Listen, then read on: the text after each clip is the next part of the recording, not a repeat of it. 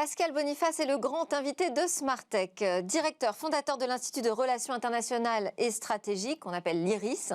Il sort dans une semaine un nouvel ouvrage que je me suis empressée de commander, Géopolitique de l'intelligence artificielle aux éditions Erol. Alors j'ai non seulement la chance d'avoir pu le recevoir avant sa diffusion en librairie, mais aussi le plaisir de vous le faire découvrir à travers sa grande interview. Bonjour Pascal Boniface, un grand merci d'être connecté avec nous pour cet entretien long format et merci pour votre confiance en acceptant de nous parler de votre ouvrage à paraître le 28 janvier prochain. On peut peut-être rappeler, parce qu'on est dans Smartech, on n'est pas une émission très coutumière des questions géopolitiques, rappeler ce que désigne ce terme déjà géopolitique.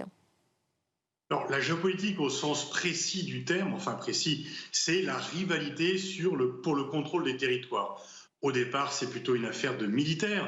Maintenant, elle est très étendue. C'est quand même l'approche un peu du fait de la globalisation, l'approche de tous les phénomènes internationaux. Mais il peut y avoir aussi des géopolitiques intérieures, parce qu'il y a aussi des concurrences intérieures. Il peut y avoir une géopolitique, par exemple, des tribunes de football, si on pousse vraiment à l'extrême. Mais grosso modo, on peut dire que c'est finalement la recherche de la puissance, le contrôle des territoires. Mais aujourd'hui, les territoires, on sait qu'ils ne sont pas uniquement matérialisés. L'espace digital, par exemple, n'est pas matérialisé, mais il est l'objet d'une rude concurrence, d'une très grande rivalité qui est un peu même d'ailleurs au cœur des questions de puissance aujourd'hui. Oui, alors je disais que vous vous étiez intéressé à un sujet un peu loin de vous, hein, c'est ce qu'on découvre dans l'introduction de votre ouvrage. Comment est venu le point de départ finalement de ce livre sur la géopolitique de l'intelligence artificielle ? Alors, je ne suis pas technophobe, mais je suis nul en technologie. C'est pas du tout ma spécialité. Et vraiment, j'étais nul en maths au lycée. Bon, vraiment, c'était loin de là. Mais je me suis rendu compte que le phénomène de l'intelligence artificielle était justement pas un phénomène qui devait être réservé aux spécialistes, parce qu'il pouvait avoir des conséquences non seulement au niveau de la puissance internationale, mais également dans notre vie quotidienne et sur les sociétés. C'est un sujet énorme qui peut aussi bien bouleverser notre société. Il y a le grand débat, est-ce que ça permet plus de liberté ou est-ce que ça permet plus de contrôle des citoyens? Est-ce que c'est un nouveau 1984 ou un 1984 super, plus fort encore, ou au contraire le moyen de donner à chacun le droit de s'exprimer, le droit d'avoir accès à l'information? Est-ce que ça va créer des emplois ou au contraire, est-ce que cela va amener deux classes, des gens qui seront privés d'emploi, qui seront réduits à la mendicité ou à la charité avec une petite élite extrêmement riche? Et puis au niveau international, il y a plusieurs problèmes. Un des problèmes majeurs, c'est le duel États-Unis-Chine. On sait, et l'élection de Biden ne change pas cela, que la rivalité entre la Chine et les États-Unis sera la question géopolitique la plus importante pour la décennie qui vient. Et l'intelligence artificielle est au cœur de cette rivalité, puisqu'il y a vraiment un duel entre Pékin et Washington pour savoir qui va dominer ce secteur. Et enfin, il y a aussi l'autre phénomène, est-ce que les GAFA vont dominer le monde, les GAFA et leur version chinoise, bien sûr, et est-ce qu'ils ne sont pas en mesure désormais de rivaliser avec les États et d'empiéter sur les fonctions régaliennes traditionnelles. Et donc, je me suis aperçu que ce secteur qui m'était complètement étranger avait un impact non seulement, et aurait un impact énorme, non seulement sur ma vie de citoyen, mais également sur les choses que j'étudie professionnellement. Et donc, je me suis un peu lancé dans l'étude, je me suis documenté, je suis effectivement sorti de ma zone de confort et de ma zone de spécialité pour entamer, finalement, pour essayer de découvrir un continent nouveau ou un pays immense, d'ailleurs, nouveau. Oui, alors vous parlez d'une prise de conscience qui est sans commune mesure avec son importance. Ça veut dire par là que vous pensez que les sphères décisionnelles aujourd'hui n'ont pas encore réalisé quelle était l'importance de l'intelligence artificielle pour demain? C'est dramatique. C'est vraiment dramatique. Alors, il y a des exceptions, bien sûr. Cédric Villani, qui est effectivement un scientifique de haut vol, qui s'est lancé en politique. Mais sinon, vous avez-vous entendu beaucoup de débats au Parlement sur ces questions-là? Est-ce que dans la campagne des élections présidentielles de 2017, il a beaucoup été question de ces sujets? Et dans les différents débats publics, est-ce que l'on parle beaucoup du choc que cela peut avoir sur notre vie, sur notre avenir? Non. Bon, il y a des sujets qui me paraissent plus mineurs, qui phagocytent complètement l'espace public, et peut-être aussi parce que les responsables politiques ne sont pas tout à fait à l'aise avec ce sujet qu'ils ne dominent pas, qu'ils ne maîtrisent pas. Dans ce cas-là, il faut quand même qu'ils se documentent et qu'ils fassent leur travail, parce parce que c'est quelque chose qui va s'imposer à nous. Et donc, soit on assiste impuissant à un bouleversement historique qui nous sera imposé sans qu'on ait notre mot à dire, soit nous prenons notre destin en main, nous nous saisissons du sujet, et il est vraiment de la toute première importance que nous nous occupons de cela. Si je fais une comparaison avec la géopolitique, pendant très longtemps, la géopolitique, c'était vraiment l'affaire des militaires, de quelques diplomates, c'était, je dirais pour faire court, réservé au 7e arrondissement de Paris pour la France.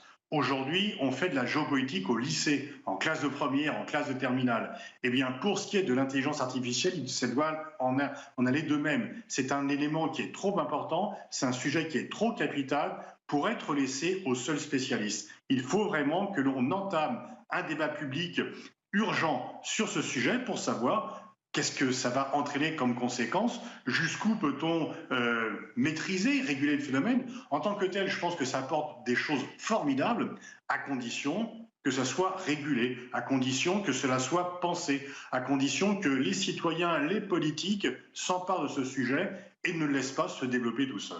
Alors, on va en développer quelques sujets ensemble. Bon, déjà, vous prêchez des convaincus dans Smartech. Nous, on est convaincus effectivement qu'il faut poser ces sujets sur la table et en faire des sujets de réflexion.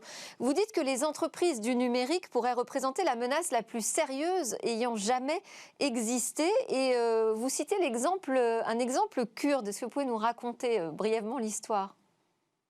Oui, effectivement. Alors, on sait que les Kurdes aspirent à l'indépendance, donc ils ont été privés dès 1920 par les traités qui ont suivi la Première Guerre mondiale. Et enfin, on leur a reconnu, ils ont été privés par la politique d'Atatürk.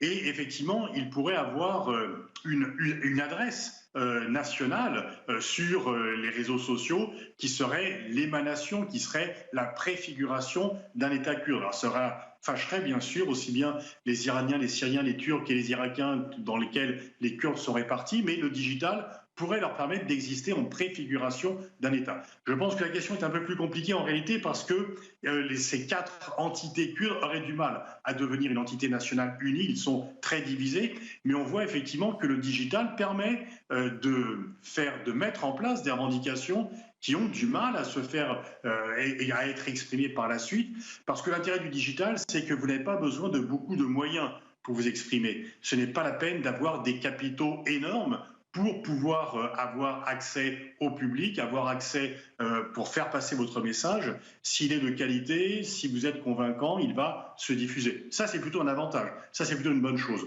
Le risque, par contre, par rapport à cela, par rapport aux États, c'est que des milliardaires du digital prennent une importance telle que, par exemple, il y a des Jeff Bezos ou Elon Musk ont des fortunes personnelles qui sont supérieures au PIB de plusieurs États, et des États de grande importance, du type Hongrie, voire même Koweït, etc. Et en fait, on peut critiquer les chefs d'État, mais ils sont redevables devant leur peuple. On n'aimait pas Trump, pour ceux qui ne l'aimaient pas, il a été battu aux élections. Il est redevable. Bill Gates, c'est peut-être plus sympathique que Trump, puisqu'il a donné de l'argent à l'OMS lorsque Trump coupait les vivres. Mais Bill Gates n'a de compte à rendre à personne, sauf à lui-même et à son épouse éventuellement. Et donc là, et on a vu par exemple Elon Musk qui vient au secours de la NASA. On voit Mark Zuckerberg qui veut lancer une monnaie. Et battre monnaie, c'est par définition une fonction régalienne. Et donc, on a des milliardaires qui ont pris une telle importance qu'ils empiètent sur les fonctions régaliennes. Alors, on peut dire tant mieux, les États, c'est pas bien, c'est oppressif, etc. Mais au moins, ils sont redevables de ce qu'ils font par rapport à leurs citoyens, y compris d'ailleurs dans les régimes autoritaires, d'une certaine façon, ce que ne sont pas les milliardaires du digital. Oui, vous avez tout un chapitre qui pose cette question des GAFAM vont-ils tuer les États ? Vous rappelez que effectivement le chiffre d'affaires de Facebook c'est l'équivalent du PIB du Liban. Vous faites un portrait assez sévère, vous les comparez à des monarques avec un risque d'oligarchie parce que justement ils n'ont de compte à rendre à personne. Et d'ailleurs, vous parlez de la monnaie, c'était le débat que nous avions hier et j'ai invité un éminent économiste, Michel Aglietta, qui pose ces questions sur la table. Effectivement, la monnaie, c'est la souveraineté aussi. Est-ce que vous diriez que les États sont dépassés aujourd'hui par ces enjeux ou en tout cas font preuve d'inefficacité pour contrôler et garder le contrôle sur ces sujets régaliens ? Ils ont été pris de vitesse. Ils ont été pris de vitesse parce que les GAFA, les empires digitaux et leurs créateurs, qui sont des génies par ailleurs, qui ont un talent énorme, il faut bien le reconnaître, eh bien eux, ils sont très réactifs, très rapides, et les États sont des machines un peu plus lentes qui ont mis du temps à réagir. Si on fait une comparaison avec la fin du 19e ou le début du 20e siècle, ce qu'on appelait les barons voleurs, c'était ces grandes fortunes dans les chemins de fer, dans le pétrole, eh ben, l'État américain a mis du temps à réagir et ensuite ils ont pris des lois antitrust pour les empêcher de prendre trop d'importance et d'empiéter sur les fonctions de l'État. Et là, on assiste depuis quelque temps par une sorte de conjonction de trois phénomènes différents aux États-Unis, en Europe et en Chine, chacun à sa manière. Aux États-Unis, il y a des enquêtes notamment sur Facebook, sur Google, notamment en termes de lois anti-concurrence. Et donc, il y a des actions en justice qui sont menées parce que la justice américaine et la justice des États fédérés américains estiment que ces compagnies ne respectent plus, entravent la concurrence, sont en situation de monopole, et c'est finalement une menace pour la démocratie. Donc la justice va trancher là-dessus. En Europe, on voit que la Commission européenne a réagi, et que comme elle se veut géopolitique, eh bien, elle a voulu, sur le plan fiscal, sur le plan de l'accès aux données, limiter effectivement les pouvoirs des GAFA. Et puis en Chine, ils l'ont fait à la chinoise, ils ont mis au frais de Jack Ma pendant quelques temps, il est ressorti avant-hier, mais il a compris qu'il ne pouvait pas empiéter et qu'en Chine, c'est toujours le parti, on disait du temps de Mao que le parti commandait au fusil, maintenant on peut dire que le parti commande aux empires digitaux. Et donc, dans les trois cas, une fois encore, chacun à sa manière, parce que les méthodes américaines, européennes et chinoises ne sont pas les mêmes, il y a une réaction des États contre l'omnipotence des empires digitaux. Mais une réaction peut-être un peu à contre-temps, ou en tout cas sur ces procédures, on voit le décalage avec la réalité. Notamment récemment, on a appris que Google venait de boucler son rachat de Fitbit, toutes ces montres connectées de santé, alors qu'il y a encore en cours des enquêtes antitrust sur justement cette acquisition. Dans votre ouvrage également, vous posez la question du printemps des libertés ou alors de l'hiver totalitaire. Est-ce qu'on va passer du rêve digital où effectivement c'est plus de puissance, l'homme augmenté, l'intelligence augmentée, au cauchemar totalitaire avec un étouffement des libertés? Est-ce que ça c'est un vrai danger aujourd'hui que la société court? Oui, effectivement, il y a un danger d'un contrôle total de la population, et on peut dire quelque part que les nouvelles technologies donnent aux États ou donnent à ceux qui les contrôlent les moyens que George Orwell, lorsqu'il a écrit en 1948 son roman 1984, n'aurait même pas pu imaginer. Mais en même temps, moi je trouve qu'au final, en arbitrage, toutes choses étant égales par ailleurs, ces nouvelles technologies donnent quand même plus de liberté aux citoyens. Et on voit d'ailleurs qu'en 2019, qui a été l'année des révoltes dans le monde, l'année pré-Covid-19, eh bien, un peu partout, les révoltes dans le monde qui se sont déroulées, Soudan, Liban, Chili, Algérie, ont été en grande partie dues à une mobilisation facilitée par les réseaux sociaux. Le fait que l'on puisse toucher l'autre très facilement, qu'il n'y ait plus le monopole des gouvernements sur l'information. On peut craindre qu'il y ait un contrôle des populations, mais en même temps, auparavant, il y avait un autre type de contrôle. C'est que dans de nombreux pays, il y a une vingtaine d'années, une trentaine d'années, eh bien, seuls les gouvernements avaient accès à l'information et avaient le droit, le pouvoir de donner aux citoyens ce qu'ils avaient le droit de savoir ou ne pas savoir. Aujourd'hui, c'est terminé. Et même dans les pays autoritaires, il y a 1000 moyens d'avoir un accès plus libre à l'information. La Chine n'est bien sûr pas un régime démocratique. Bien sûr, on peut s'inquiéter du contrôle social qui est mis en place en Chine, mais de toute façon, il sera toujours moindre que le contrôle social qui existait du temps de Mao Tse-tung. Et Mao Tse-tung n'avait pas besoin des nouvelles technologies d'intelligence artificielle pour contrôler totalement la population jusqu'à leur chambre à coucher, puisque l'âge du mariage était déjà décidé par le Parti communiste et qu'au sein du couple, du temps de Mao, aucun des deux membres du couple ne critiquait Mao de peur que sa femme ou son mari ait le dénoncé au sortie du parti. Donc je pense qu'on exagère la menace sur la liberté qu'amènent ces nouvelles technologies, parce qu'au final, bien sûr, il peut y avoir des craintes, bien sûr, il faut faire attention, c'est pour cela qu'il faut mettre des barrières, une fois encore, c'est pour cela qu'il faut de la régulation, mais au final, l'apport pour les libertés est plus important que les restrictions aux libertés qu'elles amènent. À condition de savoir utiliser cette technologie. Et donc, il faut s'y intéresser, c'est important. On va continuer avec la Chine, mais la Chine face aux États-Unis. Hein. Vous parlez d'un grand choc annoncé avec l'intelligence artificielle comme élément central de cet affrontement sino-américain. On est déjà dans un monde déstabilisé par les puissances numériques ? Oui, effectivement, il y a vraiment la grande rivalité, elle est entre Pékin et Washington, et cela passe par l'intelligence artificielle. Les Chinois ont compris que l'intelligence artificielle, c'était à la fois la puissance économique et la puissance militaire. L'URSS est morte d'avoir trop sacrifié à la puissance militaire sans développer le volet industrie, sans développer le volet économique traditionnel. Et elle en a été étouffée de cela. Et les Chinois ont retenu les leçons de la faillite de l'Union soviétique. L'intérêt pour la Chine de l'intelligence artificielle, c'est que l'investissement qui est fait a des répercussions civiles et militaires et qu'il ne sacrifie pas l'un au détriment, au profit de l'autre. C'est complémentaire. Et donc, ils ont eu ce qu'on appelle le moment Spoutnik. Le moment Spoutnik, c'est quand vous découvrez que votre rival est beaucoup plus en avance sur vous ou moins en retard sur vous que vous ne le pensiez. Lorsque une machine de Google a battu leur champion du monde de Go. Et Xi Jinping, eh bien, il a mis le paquet, il a mis les moyens. Et lorsque l'État décide en Chine, ça a des répercussions. Il y a une alliance entre les opérateurs privés qui ont les cartes pour s'enrichir, qui ont toute liberté pour s'enrichir, à condition de ne pas trop empiéter sur le domaine de l'État. Et là, Jack Ma a franchi la ligne jaune et donc il a reçu un carton jaune. Et donc, effectivement, la Chine s'est lancée là-dedans et est en train de dépasser les États-Unis. Et finalement, aujourd'hui, alors que c'était un avantage très fort de la part des États-Unis, la Chine, là aussi, est en train de faire une avancée rapide. Prenons quand même juste 2-3 chiffres pour montrer cela. Lorsque la Chine adhère à l'OMC en 2001, elle représente 10% du PIB américain. En 2019, c'était 65%. Et le Covid-19 est venu encore plus accélérer ce rattrapage. Et les Chinois ont bien compris que l'intelligence artificielle était, comme autrefois l'espace, comme autrefois les armes nucléaires, un enjeu essentiel de la compétitivité, de la puissance et de la force d'un État.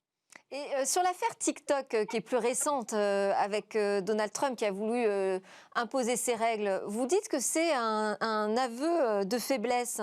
C'est une interprétation qui n'est pas forcément celle de tout le monde ? Oui, bien sûr. Moi, j'étais très frappé parce que quand j'étais jeune, pendant la guerre froide, vous ne pouviez pas écouter les disques des Beatles en Union soviétique, ni en Chine. Vous n'aviez pas de film américain qui allait en Chine et en Union soviétique. Il n'était même pas possible de porter des blue jeans dans ces pays. Pourquoi ? Parce que les pays communistes fermaient leur société aux produits occidentaux de peur de contaminer la jeunesse et qu'elle prouve que finalement la vie dans les pays occidentaux était plutôt sympa et que c'était mieux là-bas. Et là, c'est à front renversé. Qu'est-ce qui bloque une application qui paraît sympa et attractive pour la jeunesse américaine ? TikTok, c'est Donald Trump. Donc on est passé avec Donald Trump d'un monde où les Chinois fermaient leurs portes à la culture américaine à un monde où les États-Unis craignent les produits exportés de la Chine et la puissance culturelle chinoise indirecte qui pourrait trop influencer leur jeunesse. Donc c'est quand même assez impressionnant comme renversement des perspectives. C'est vrai. Et en Europe, on a une carte à jouer, parce qu'on parle beaucoup de la régulation, de notre souveraineté numérique. Est-ce qu'il est encore temps pour l'Europe d'exister dans cette rivalité de pouvoir ? Il est encore temps, ça ne sera plus très longtemps, mais il est encore temps. Alors, je pense, et en suivant un peu ce que disent les spécialistes, que aussi bien Thierry Breton que Cédric Villani, que pour ce qui est des données personnelles, les réseaux sociaux américains ou chinois ont pris de l'avance. Par contre, pour les données industrielles, la partie est loin d'être jouée et l'Europe peut obtenir une avance, a déjà quand même une solide base sur la question de santé également. Et donc la partie n'est pas terminée, mais à condition qu'on se lance, à condition qu'on ne soit pas les spectateurs passifs du duel entre Pékin et Washington et que l'on se dise qu'on a une carte à jouer. On a fait les RGPD, alors certains disent oui, pendant que les États-Unis innovent et que la Chine produit, nous on réglemente. Non, c'est quand même quelque chose qui peut avoir un impact sur l'extérieur, qui nous protège. Moi, je me félicite de voir que la Commission européenne, dont on pouvait beaucoup critiquer l'inaction, parfois même l'action contre-productive dans le passé, ce soit un autoproclamé commission géopolitique, et donc voilà, il va défendre la puissance européenne, et deux, ait compris que ce domaine-là était un domaine vital et qu'il ne fallait pas uniquement protéger les technologies du passé, mais également investir dans celles de l'avenir. On a perdu du temps. En 2002, au sommet européen de Lisbonne, on décide de financer ce qu'on appelait à l'époque les autoroutes de l'information. Et puis voilà, comme c'est le long terme, on n'a pas pris les choses en main. Et là, ce que l'on voit quand même, c'est que le long terme se rapproche. C'est-à-dire que le long terme, il y a quelques années, c'était d'ici 20 ou 30 ans. Là, si on n'investit pas très rapidement sur l'intelligence artificielle, eh bien, dans 5 ans, on sera largué. Et donc, il faut agir vite. Et toute la partie n'est pas jouée, elle n'est pas gagnée, bien sûr, mais en tout cas, elle n'est pas perdue. Et il y a eu un réveil européen dont il faut se féliciter. Et peut-être un réveil français, hein, qui sait. Est-ce que l'intelligence artificielle fera partie des sujets qui seront traités par les candidats à la prochaine campagne? Qu'en pensez-vous? Est-ce que ce sera un sujet qui sera abordé ou au cœur même des débats pour cette nouvelle campagne présidentielle française? Ça sera un test, parce que si des candidats n'abordent pas du tout ce sujet, à mon avis, ne seront pas aptes à exercer les fonctions suprêmes. Oui. Quelqu'un qui viendrait aujourd'hui se présenter devant le suffrage des Français et qui n'aurait pas une réflexion, un programme sur une question aussi importante, c'est un peu comme si un candidat venait se présenter et disait « moi la défense, je m'en fous » ou « les affaires étrangères, je m'en fous, j'ai pas de programme là-dessus ». Et donc ça sera un test et j'ose espérer quand même que, alertés un peu par différents signaux, les candidats y verront un signe de crédibilité et se forceront à investir ce domaine. Ils peuvent ne pas être spécialistes au départ, mais en fait on ne leur demande pas d'être spécialistes, on demande de prendre en compte, de s'entourer, de réfléchir, de se documenter et de faire des propositions concrètes aux Français, de dresser une perspective aux Français sur ces sujets. Oui, alors ils peuvent d'ailleurs lire votre ouvrage, hein, qui est très documenté, en l'occurrence sur tous ces enjeux. Je voudrais qu'on termine avec une interview express, Pascal Boniface. C'est un petit jeu, vous répondez de manière spontanée et rapidement à mes questions très ouvertes, vous allez voir. On va démarrer avec la première. Quels sont vos rêves ? Je ne me rappelle pas quand je me réveille, donc je ne peux pas vous dire, mais le rêve, c'est si les rêves éveillés, si vous voulez, ce serait un monde qui serait géré dans le respect des autres, plus multilatéral, et dans lequel effectivement les décisions seraient prises de façon collective, et non pas en pensant qu'on peut l'imposer aux autres parce que son système de valeurs, et on est persuadé que son système est supérieur à ceux des autres. Vos peurs ? C'est la peur d'un monde de plus en plus clivé, d'un débat politique en France, comme on l'a vu aux États-Unis, de plus en plus antagoniste, où on n'accepte plus le point de vue de l'autre et où les positions sont les plus extrêmes et radicalisées de part et d'autre. Le futur, vous l'imaginez comment ? Je reste optimiste, je pense que l'intelligence collective finira par l'emporter, même si on n'en a pas la preuve au quotidien, mais qu'au final, si on se mobilise, eh bien, on pourra faire prévaloir, parce que je pense surtout que c'est pas question d'être généreux, c'est question de ne pas être idiot. Et qu'en fait, si on ne pense pas collectif, on perd collectivement. Et dans 5 ans, vous écrirez un ouvrage sur quoi ? Écoutez, là, bonne question, je ne sais pas, peut-être que je me mettrai à la bande dessinée ou au roman, mais peut-être sur un sujet qui n'existe pas encore aujourd'hui. Là, vraiment, je décide de mes livres toujours un peu d'une année sur l'autre, donc je ne vais pas si loin. Je fais de la prospective, mais pas pour ce qui concerne la production littéraire. Merci beaucoup, Pascal Boniface, directeur et fondateur de l'Institut de Relations internationales et stratégiques. Merci d'avoir été avec nous. Je rappelle donc que votre ouvrage « Géopolitique de l'intelligence artificielle », édité par Erol, sort en librairie le 28 janvier prochain. Nous, juste après la pause, on va se connecter à l'espace et ses nouvelles constellations de satellites. Je veux parler de Starlink.